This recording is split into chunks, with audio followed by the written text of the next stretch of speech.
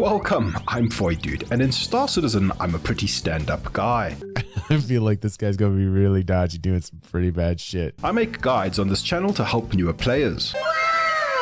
And I'm always willing to offer fellow citizens a helping hand. But when Jumptown rolls around, I wake up in the morning and I choose violence.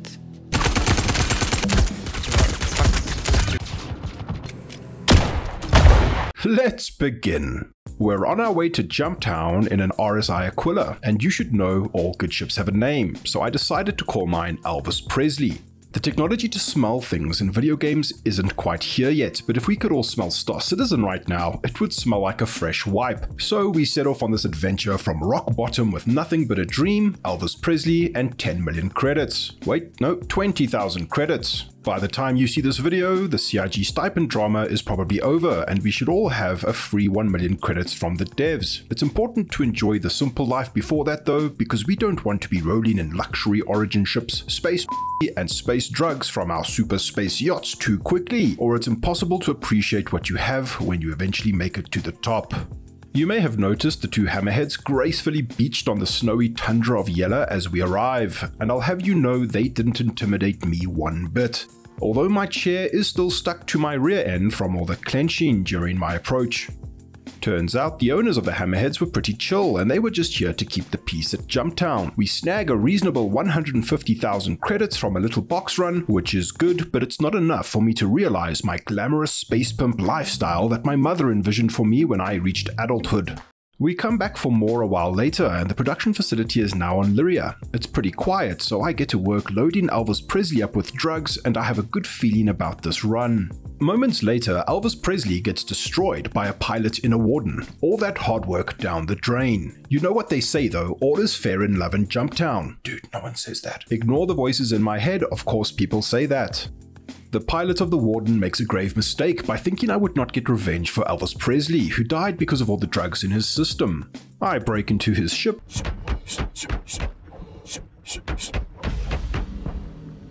which is mine now, and more people begin to arrive at Jumptown. I strike a deal with one of the box boys down below for a 50-50 split of the profits, while I promise to keep the skies clear of any murderous space psychopaths. I guess I'm the good guy sheriff of Jumptown now. Who knew? Speaking of knowing things, the people down below don't know that I'm a terrible dogfighter, and if hostiles approach Jumptown, they're all likely to get stranded and or die. My main man, Box Boy, Hot Chocolate 69, who I struck a deal with for 50% of what he makes from his run in exchange for a false sense of security, eventually makes it to my genie point and transfers me an easy 130,000 credits. However, it's just not enough to get over the trauma of losing Elvis Presley, and I don't believe I will ever emotionally recover from her destruction. An insurance claim later, and I board Elvis Presley II. I can't wait to fill her full of drugs. Unfortunately, the next few runs of Jumptown went like this.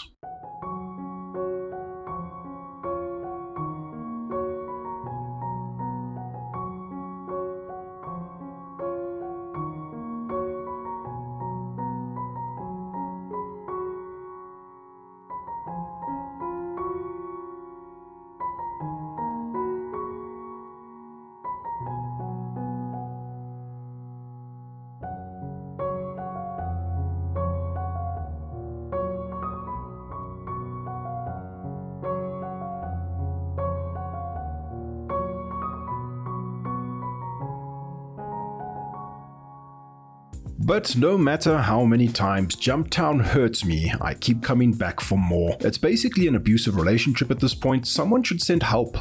After all that, it's time to take the gloves off. It's time to make real credits. It's time to sell Jumptown drugs as a hardened space criminal. I'll explain while I steal the boxes from this freelancer Max. To make extra credits per box, we will need an active Crimestat and have to accept the Jumptown mission from a dodgy criminal mission giver named Ruto. Having the Crimestat will also place potential bounty hunters on us, and the contract can glitch and not become available. But I really do like fake space money, so it's time to take some chances. The last thing to consider is that alongside the Crimestat and with the unlawful contract active, you need to take at least one box from the production facility to get the contract marker to sell the maze, which is the name of these drugs, at Grimhex for the extra profit. This prevents honest citizens like myself from simply gathering many boxes while lawful and getting a Crimestat far and safe away from the dangers of Jumptown for an easy criminal drug sell. Happy with the amount of boxes I've stolen from this poor, unaware freelancer, the time has come to make Pablo Escobar's spirit jealous. You would be correct if you assumed all the drugs inside Elvis Presley V were liberated from the cargo holds of unaware denizens currently at Jumptown. What can I say? I'm an opportunist. Sue me. These guys have been working hard, filling this Ursa rover full of product for me, even if they don't know it yet, which is great because good help is so hard to come by these days. It's often said that people who do terrible things find ways to justify their behavior, but these people at Jumptown have done nothing wrong, so I feel horrible when I accidentally press the melee takedown button and this guy totally passes out. You shouldn't experiment with the product while you're on the job. It's unprofessional, dude. I then pull out a GP33 MOD grenade launcher and mistakenly start lobbing explosives at these poor unsuspecting citizens. One of them even curses at me with his dying breath. Oh, what the fuck? Working with voiDude, sir. I need to make a list. As tragic as this has become, it doesn't stop here. Star Citizen boasts detailed medical gameplay and various parts of your character model can take different types of damage, ranging from concussions, paralysis, and lung bleeds. These guys are probably in a lot of pain from all the grenades that detonated in close proximity to their vital organs, and because I'm the only one left at Jumptown, I need to make sure they aren't suffering. War crimes are fun and all, but it's time to make some decent credits.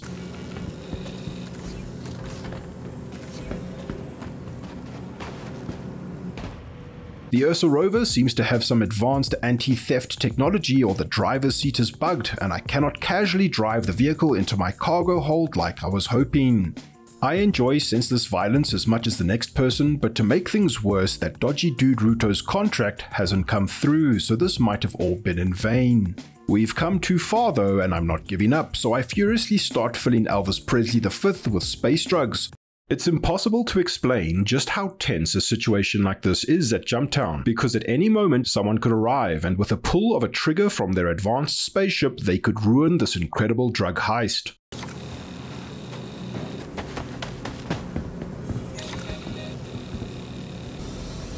Thankfully though, no one shows up and it's time to get these drugs sold. I'm seriously hoping at this point that if I log into another server after storing Elvis Presley V at Grimhex, that this large bounty of maize will persist and not disappear like my father did when he went to the store to buy cigarettes 25 years ago. Like this video and hit the subscribe button so we can get this channel big enough for old dad to notice me and we can make up for lost time.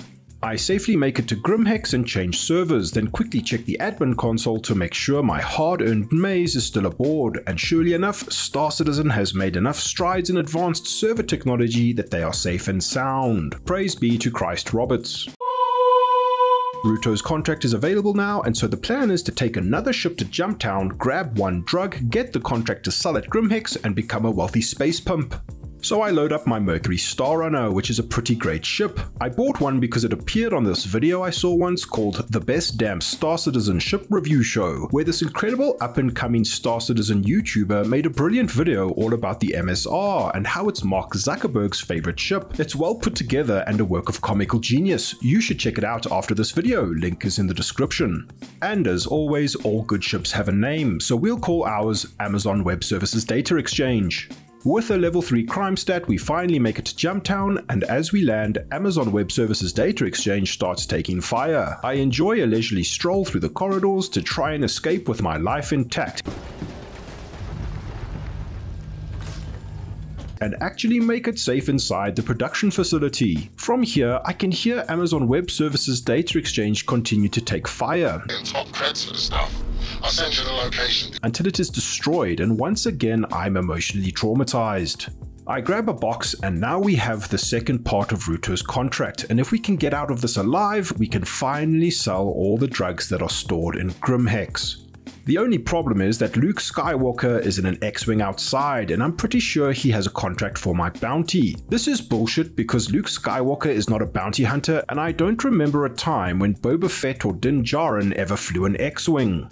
Star Wars and Star Citizen fan bases overlap quite a bit, so I'm hoping that reference would inspire my viewers to hit the like and subscribe button on this video. Do it now because what I do next will probably make you never watch my content again. So if you're one of my 900 subscribers, mute the video and look away for the next minute. There's no way for me to deal with the X-Wing outside, and I have some pretty dope armor on which would really suck to lose. The thought of going to prison makes me want to cry, as I could then potentially lose the huge pile of credits worth of maze back at Grim. Large amounts of fake space game money make people do stupid things. Feeling totally trapped, and to my shame, I hold backspace to end it all, hoping that I would regenerate as a freshly spawned clone at the beautiful Grimhex hospital rooms and try again. This sends me straight to prison, however, and I agree I'm a total little It would have been too easy to just evade that dire situation and respawn at Grimhex by committing suicide. At least I didn't Alt F4 like a true coward, but holding backspace to die was a move, and I'm sorry to the bounty hunter who had me trapped and 100% deserved the reward for my head. Black Fury 63, if you're out there dude, I was a and you deserved a better target that day. I'll send you whatever the bounty was worth and more as you deserved it. I also vow to not act like such a little coward in Star Citizen ever again. My prison sentence was over 5 hours, but thankfully the Stanton criminal justice system is pretty poor because repairing 2 oxygen vents in the prison mines of Klesha was the ultimate price I had to pay for taking the lives of 3 innocent Jumptown tourists. By accident, of course. I'm in an Aurora now, and as we know all too well, all good ships have a name, even Auroras. I decide to call mine the USS Enterprise because that ship never fails in its quests.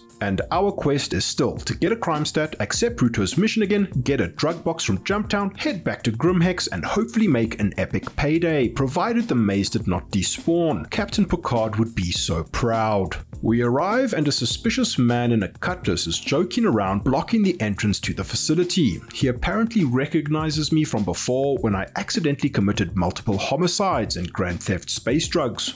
He could seek revenge on me at any moment, and I can't take any more risks. This has been going on for far too long, so I loaded the USS Enterprise up with a few more drug boxes because I'm a greedy boy, and now we need to deal with this potential problem.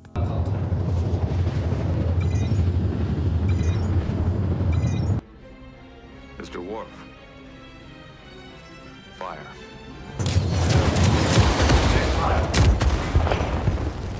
Wow, what a cool way to have an impactful Star Trek reference in this video that already has a Star Wars reference. Now both Star Citizen demographics who enjoy those movies and shows can like and subscribe to my channel. The USS Enterprise emerges victorious, and now we just need to take care of business on the surface. I don't know if it was my time in prison that has made me this way, or the amount of trauma I've been through trying to make this illegal drug trade work, or the fear in the eyes of this innocent Jumptown tourist, or the fact that I don't have a Crimestat yet, but what comes next is necessary.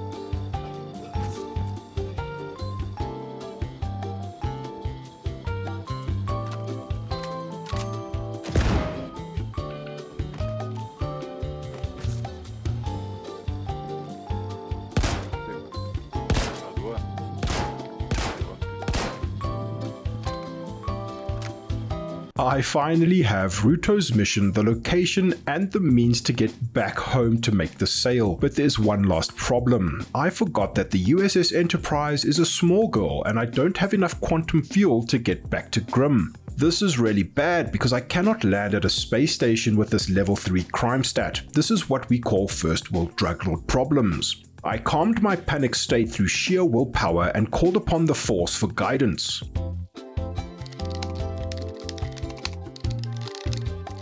The Force told me that I can land at a neutral private landing zone on one of the moons nearby for refueling, which I do while developing a strong sense of anxiety induced by potential bounty hunters coming after me. Whoever said that playing Jumptown solo was impossible is uneducated. Whenever you see someone say you cannot play Jumptown solo, you should take it upon yourself to aid in their education by referring them to this video as well as telling them to like and subscribe. With that, the sale is finally done and we make over 1 million credits in one transaction. Was it worth it? Probably not. This was a bonkers Jumptown adventure and I haven't had this much fun playing Star Citizen or any other game ever. CIG, you're doing God's work and I cannot wait for patch 3.18. Thank you so much for watching. Leave a comment below if you have something to say, check out my other videos if you enjoy my content, and I'll see you around the verse. Cheers.